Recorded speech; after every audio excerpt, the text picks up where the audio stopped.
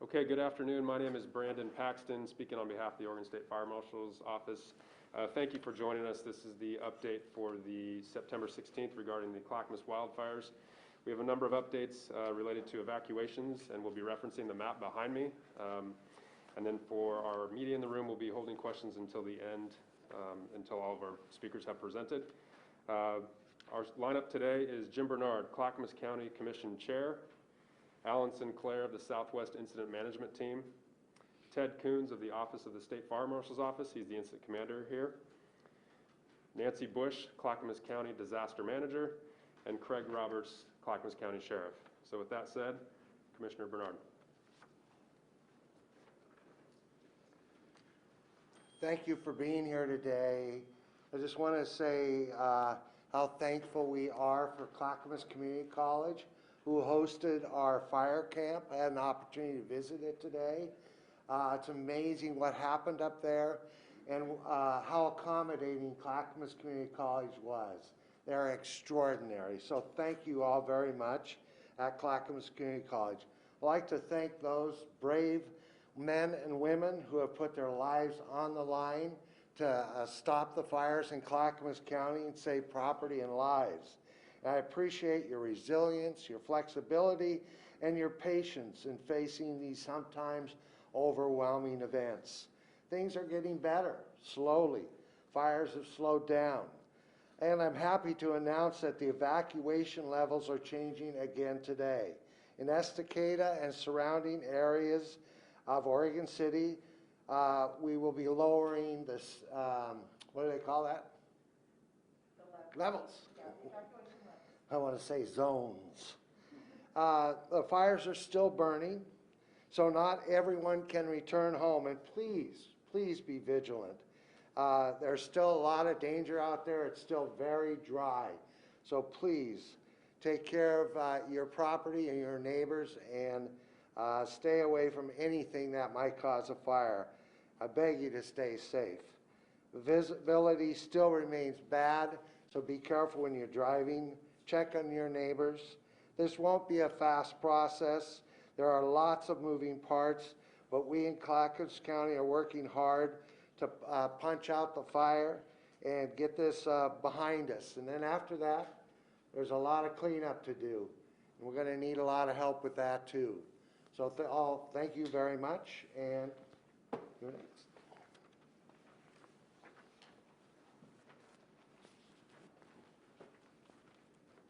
Good afternoon, everybody. I'm Alan Sinclair, Incident Commander with Southwest Area Team Number 1. So we are in command of the Riverside Fire, and we have over 500 personnel today. I believe it's about 538 folks in now.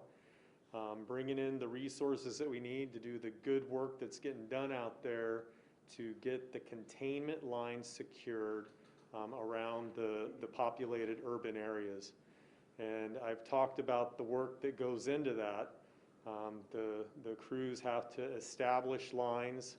They're digging down to mineral soil through a lot of deep duff, which is all the dead material falling out of the trees, the dead branches and the needle cast and all of that such material.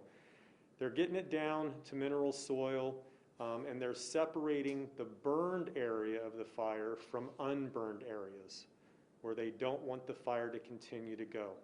Once those lines are established, they patrol the lines. They look for sources of heat along the fire line and extinguish them, and they secure them. This takes time. Once they feel that they're secure, they wait a little bit to ensure that there's nothing out there that they missed before we start calling them contained. It's a long process. We showed 3% containment yesterday, which is a large number in the sense of the size of this fire. There's a lot of fire on the landscape. This is going to be a long duration incident. Our focus is to get the communities protected so that we can get people back into their homes. I also appreciate all the hard work that's being done out there by the men and women who are here fighting this fire. I get to thank them daily, and I do, because I hear it from the public as I'm out visiting with folks throughout the day. We appreciate your support, and we will talk to you again. Thank you.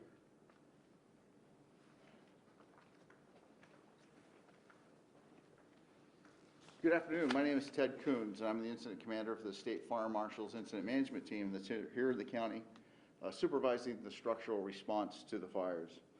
I thought really quick I'd kind of review the reason why the Fire Marshal's office is here. The Oregon State Fire Marshal's office responds to an issue called the Conflagration Act. When invoked by the governor, that allows the Fire Marshal's office to mobilize resources from around the state to respond to fires that are beyond local and mutual aid capabilities to handle it. Or they've been engaged so long and so hard that they no longer have the ability to engage it. In this case, we arrived to find the fire a very heavy fire, several fires going with local and mutual aid resources that were involved.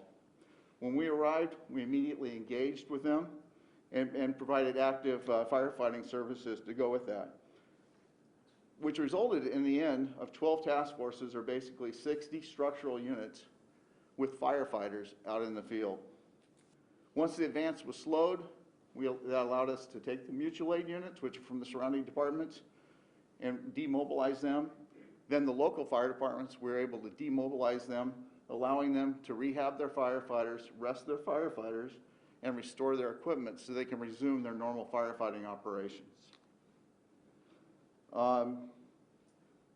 You know, the important part here in the end is returning the community to normal, or as much as normal, allowing community fire stations to reopen and getting the services back in place. So that's one of the things that we're working on right now. I thought, and that by doing that, we're going to be turning the fire back over to the local resources starting tomorrow afternoon, and we'll withdraw the state resources.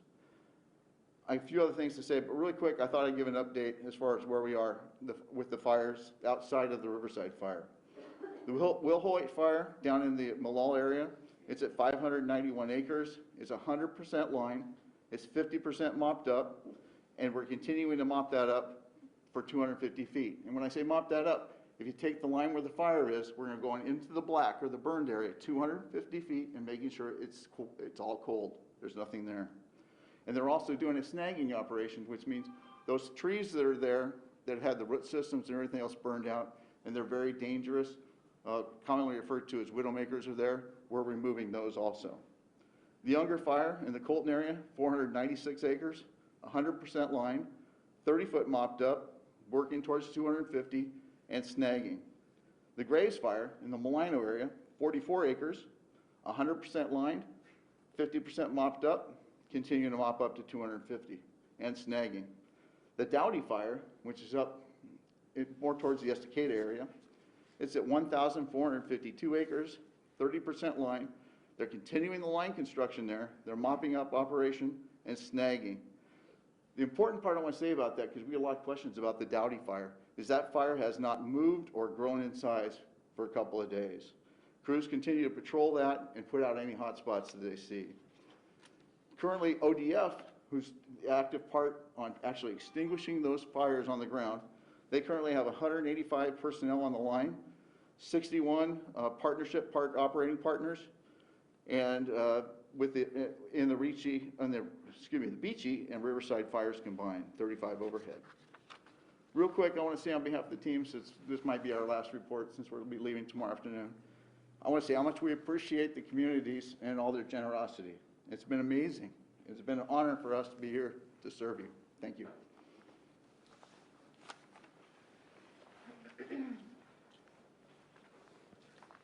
Good afternoon. I am Nancy Bush, and I'm the Director of Disaster Management here in Clackamas County. Thank you for having me this afternoon. I know you've heard me say this many times, but it bears repeating. I want to say thank you to all of our partners for your exceptional cooperation. Your willingness to support us helping our Clackamas County residents has been truly remarkable. We don't see teamwork like this very often, so thank you. I also want to thank our wonderful staff here at Clackamas County. We're working around the clock to make sure that our citizens are, number one, safe, Number 2, have the information that they need. Number 3, are able to access the services available to them. And making sure our residents are safe, obviously, is our number one objective here. While we continue to work on our fire response, the COVID-19 pandemic has not taken a respite. It is incredibly important to make sure that you take precautions to prevent spread of the disease. It is critical to be diligent about COVID protocols. If you are in a shelter or an evacuation space and have COVID symptoms, please let those at the shelter know so that they can work with you to get you isolated or quarantined. Practice physical distancing to the greatest extent possible. If you must travel outside your home for any reason, and including evacuation, wear the face covering when outside the home. That brings me to air quality. As you well know, the air quality in the region has been unhealthy for some time now.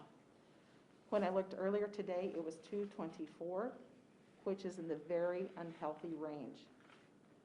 Be sure to continue to monitor the Oregon Air Quality Index page or go to airnow.gov for additional information. It is vital that you stay inside. Check on your friends and family and all of your neighbors, and make sure all of your friends and neighbors and who may be struggling at this time. Everyone can have health effects from the smoke, and it is especially dangerous to our most vulnerable populations. People over the age of 65 and those with diabetes are more likely to have underlying cardiovascular disease, pregnant women, and young children. Children are particularly sensitive to smoke because of the respiratory systems. They are still developing, and their airways are smaller. And finally, it is important for those who need to know where to get help to get in touch with our local Red Cross. You can do that by going to redcross.org/local/Oregon. The most comprehensive list of resources is on our website at clackamas.us/wildfires. We have links to the Oregon Health and Community Services Fund, home repair loans, wildfire damage housing relief, FEMA housing assistance, and links to help you replace food lost in this disaster, and much more. We are constantly updating that website, so if you don't see your need there immediately, please check back. In closing, I urge you to sign up for public alerts if you have not done so already. In order to do so, please go to our website at clackamas.us and follow the prompts. As you sign up there, please keep in mind it's not only for this disaster, it is also for future disasters. Thank you, and please take care. Sheriff Roberts?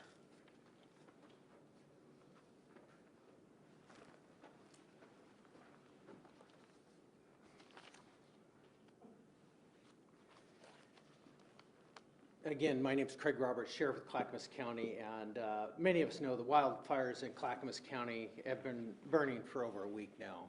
And I just want to say that I have been throughout this county meeting with different individuals and firefighters and citizens, and I just have to say I'm so amazed and inspired by the hard work of our first responders, absolutely the resiliency of our community, and the strength that so many people are showing in the face of this devastation.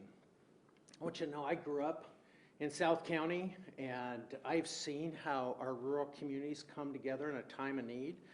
I've seen it in the past, and I can tell you for a fact that these communities are coming together to look out for one another and to get through this together. I can't emphasize enough that this is the time for all of us to unite as a community and to move forward to help protect all our citizens and keep them safe and help throughout this entire recovery process. So I want to highlight, we have some significant changes to the evacuation levels to announce today. Oregon City, Canby, and Sandy have been returned to the normal status, so they no longer have any level assigned. Malala has been lowered to level 1, Estacada is now at level 2, and the areas surrounding Dowdy Fire, Unger Fire, and the Riverside Fire remain at level 3. I also want to point out that the Mount Hood National Forest, again, remains closed. So please make sure you refer to the wildfire evacuation zone map on the Clackamas County website. What you can do is, again, type in your address and see what level, if any, you're in, and keep up with any current changes. The other thing that we want to make clear is that you will also be getting emergency alerts or if you are in one of the impacted areas. One thing we're asking people to do, and I can't encourage this enough, is to stay out of the level 3 evacuation areas for the safety of our emergency workers. And so we need to keep those roads clear and not have any kind of traffic congestion that slows down our firefighters getting to the important work that they're doing. The next thing I want to talk about, which is, and clarify the record on a number of issues, and this has to do with really crime. So I want to reassure, first of all, the public, the evacuation areas continue to be heavily patrolled. To give you an idea, we conducted 79 premise checks, 451 traffic stops and/or contacts, and 77 welfare checks. I also want to give you an update on some of the arrests that we've made. And obviously, I think for all of us, it's really concerning to see individuals taking advantage of citizens in a time like this. And our commitment is to make sure we're holding those individuals accountable for their actions. We had 15 people have been arrested in level 2 and level 3 evacuation zones since September 8th. Some of these charges include criminal trespass, burglary, recklessly endangering, and unlawful possession of firearm, and countless other charges. As I've said before, and at this time, we have no information that indicates that anyone taken into custody has an affiliation to any particular group or organization. We have had reports of armed citizens stopping individuals, and again, I want to point out that is a crime. I want to reassure the public these cases will be investigated. Again, we do not want armed citizens inappropriately stopping people. If you do that, you will face criminal charges. If anybody sees any of these actions or is a victim of being confronted at gunpoint, we're encouraging you to call 911.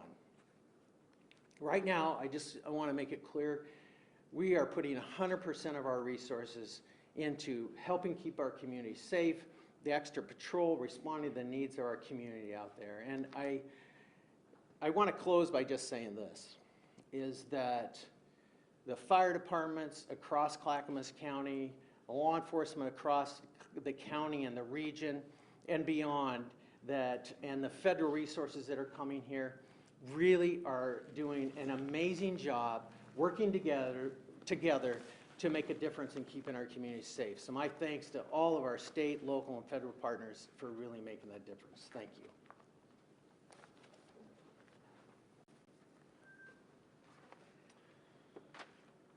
Thank you, Sheriff. Are there questions from the media? Yeah, Sheriff, if you don't mind, my first couple of questions are for you. Let's get up there. A couple of them are about the things you touched on. You said again that there are no connections to any extremist groups. I do want to highlight one specific instance. Last week, a captain of yours to the county commission in a public meeting, and I'll just say the quote real quick. He said, equally concerning is there are reports of people from other extremist groups, it's not confirmed Antifa, but suspected Antifa, reports and sightings of people armed with chainsaws, and the goal was to fall telephone poles in hopes of starting further fires. He went on to say that was a rumor and unconfirmed. My question, Sheriff, is it responsible for someone on your command staff to be sharing admitted rumors in a public meeting, especially when they contradict what you're saying right here? First of all, I want to make this clear that it's our obligation to make sure we're keeping our Board of County Commissioners aware of what's happening across the county. We made that very clear that it was not confirmed. We are receiving lots and lots of reports. So to show up there and not inform our board and leaders of this county that this is the intel that we've got, we want to make sure that people know that it is not confirmed and that each and every report that's coming in, we are tracking down. And so I think it would be inappropriate for me not to say we haven't received any reports. The fact is we have, and they're concerning reports. We have, I've reached out and asked for additional resources to track these down as quickly as we can.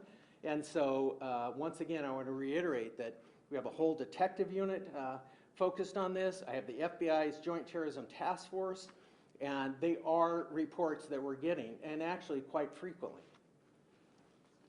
The rumors, though, and the fear, I mean, I've spoken to people in level 3 evacuation orders who told me they were more concerned about Antifa arsonists than the fires. The rumors that they're hearing from your deputies, I mean, these people swear to me that they have deputies and police officers telling them about Antifa, seem to be resonating more than you saying there's no proof. Can you just unequivocally say to those people that there has been no linkage to any anti-fascist or any organization when it comes to any of the fires or the crimes you're seeing in the community? Absolutely. And I felt like I made that clear today, that we have no evidence of that. And each and every tip that comes in, we're following it to the end to determine if that is in fact the case, and I am confident. So has there been suspicion? Has there been reports? Absolutely. But when we start to track things down, I will just tell you what we're finding out almost time and time again. I heard from a friend, and who is that person? And when we finally get to the individual we contacted, it's not a source that we can validate. So once again, I want the public to completely understand that our office has no intelligence or information about any group committing any crimes. No arrests have been made associated with any group. We have arrested individuals for committing crimes in our county and taking advantage of citizens in really a difficult time that they're already facing. So again, I cannot make that more clear that we have no evidence of that. Aside from their affiliation, have you guys found hard proof of anyone cutting down power poles or planting gas cans around the county, regardless of if they're affiliated with any organization? Have you found proof of that? No. And once again, let me give you an example, how things get spun out of control.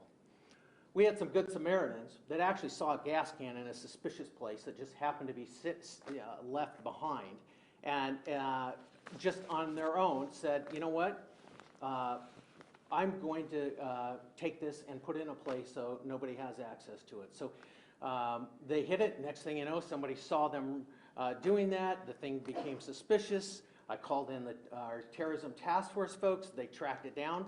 They're actually good Samaritans that are delivering water to the fire folks. They're there to help, and they were trying to do just a good deed. So we have a lot of people that are stepping up to help. And what we're seeing a lot happen is people spinning that into something that, hey, this is a big conspiracy. And it really isn't. And so, once again, I would just say, call 911, report it, we'll track that down, and we'll find out exactly if they are or not associated with any group. And as of today, I have nothing to show that. And your captain was really just informing the commission of these reports and not giving credence to those rumors. Absolutely. It was reported. This is what we're hearing. Okay. Real quickly on the armed groups, we've been getting calls and emails from people in Estacada who quite frankly are scared. And some of them say that they don't feel comfortable when they look out and see their neighbors armed and patrolling. First off, you were pretty clear what your message is to those people, but what do you say to your citizens who are scared, who are worried about armed, untrained people providing pseudo law enforcement in these areas? I think first and foremost that we have an exceptionally high level of patrol deputies out there. They can call about any kind of concern. We'll be there in a moment's notice, and that it's our commitment that anybody confronted at gunpoint for any kind of action, whether they're just driving through the area or not, is not acceptable. We're going to investigate those cases, and if it rises to that level, they'll be down at the DA's office asking for prosecution. We just got an email. Sandy has now set up a vigilante group, is what they call themselves. And in the about, it says, due to a elevated crime in our area, we need to protect our community. Have you guys seen an uptick in crime in the Sandy area and Canby and any of these areas, aside from what you're outlining here? Are you seeing an alarming increase in crimes? I would say I'm not seeing an alarming, I'm saying we have seen an increase. We anticipate that if folks go home, they very well could find something. But at this time, I would not say, hey, this is a massive dramatic increase in crime in that area. I believe a lot of citizens and those that want to commit crime know we're out there. And that if they're up to no good, we're going to sort it out and hold those individuals accountable. Last thing on that while you're here. The state law is very clear when you can and cannot use lethal force. You cannot use lethal force protecting a business or someone else's property. Are you concerned that these groups who are arming themselves, doing checkpoints, patrolling their neighborhood, are you concerned that someone might get killed and you would have to respond to that? Why, once again, that's why what we're doing is extra patrol, asking citizens to call. If any of this activity is going on, we want to respond to it. We will investigate it and we will charge them. And I think that where I see things, and I'm having ongoing conversations with the community, I know the fire folks are too, we see things de-escalating. And I want to encourage folks that let's all take a deep breath, that we have that area saturated with patrol deputies. We will be there at a minute's notice, and that if you see anything suspicious, we're encouraging you to call 911. Thank you very much. You could cut the tension with a butter knife in some of those communities, Thank you, sir. understandably. I did have one question for Mrs. Bush from a colleague, and then I'll, very quick. Of course, Nancy Bush with Clackamas Emergency Management. For people who've unfortunately lost their homes, what's the recovery process going to look like to them, and what can they expect when it comes to county help or just the rebuilding process? Thank you. So we are working on the reentry process and that particular process right now. We will be working with those that have lost their home, and we'll have recovery centers set up. We're working with Red Cross as well as FEMA and have plans in place for those. We're not releasing those until we work with our fire and law officials a little bit more to make sure that they're set up safely and in the right place. Thank you. Thank you. Right, anything additional? No call-ins? Great. Well, again, thank you for tuning in today. That concludes our press conference. As always, we appreciate your patience as we collectively respond and work down and de-escalate this situation. You do have the resources available to you at the Clackamas County website. And on behalf of all the first responders, police, law enforcement, and county resources, thank you and continue to be safe.